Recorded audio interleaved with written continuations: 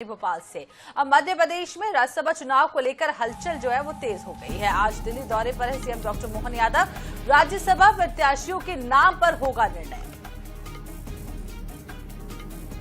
तो बीजेपी से लाल सिंह आर्य और धीरज पटेरिया के नाम सबसे आगे होंगे। राज्यसभा उम्मीदवार को लेकर कांग्रेस में भी मंथन तेज है। कांग्रेस की ओर से कमलनाथ रेस में आगे होंगे।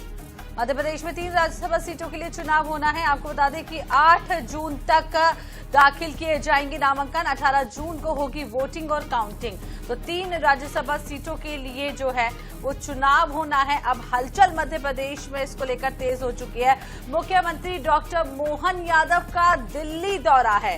मंथन किया जाएगा नामों को लेकर। कौन कौन से नाम राज्यसभा प्रत्याशियों के नामों पर अब निर्णय होगा। बीजेपी से लाल सिंह आर्य और धीरज पटेरिया का नाम सबसे आगे चल रहा है।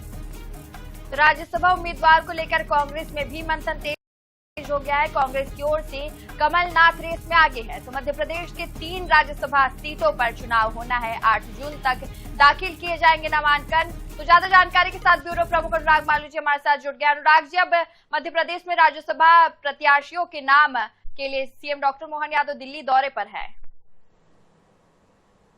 निश्चित रूप से देखिए, अगर हम मध्य प्रदेश की बात करें तो बहुत महत्वपूर्ण है तीनों ही राज्यसभा सीटें, और 2 सीटों पे भारतीय जनता पार्टी सुरक्षित नजर आ रही है और एक सीट पर फिलहाल कांग्रेस सुरक्षित है, अगर अंकों के लिहाज से, आंकड़ों के लिहाज से बात करें। लेकिन हम बात करते हैं दोनों ही पार्टियों के उम्मीदवार चयन को लेके, तो हमने पहले ही बताया कि भाजपा सामाजिक समीकरणों को साधने की पूरी कोशिश में है।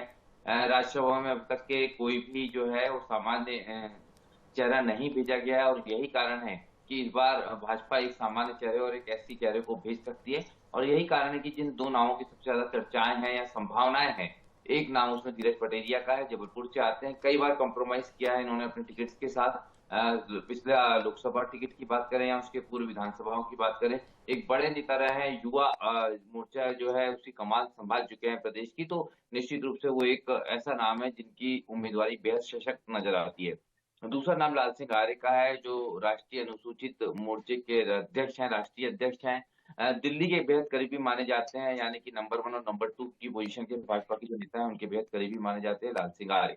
तो भारतीय जनता पार्टी से इन दोनों नेताओं की संभावनाएं बहुत ज्यादा बनती है, और मुख्यमंत्री से जिस तरह की मुलाकातें इन नेताओं की हुई और दौर चला है, इसने कहीं ना कहीं इन संभावनाओं को और ज्यादा बल दिया है। कांग्रेस की बात करते हैं तो जीतू पटवारी जो है वो पहले ही जो कह चुके हैं कि वो चुनाव नहीं लड़ेंगे। दिग्विजय सिंह कह चुके हैं चुनाव नहीं लड़ेंगे। ऐसे में 3 दावेदार ज्यादा महत्वपूर्ण बचते हैं, वो हैं कमलनाथ, अरुण यादव और कमलेश्वर पटेल।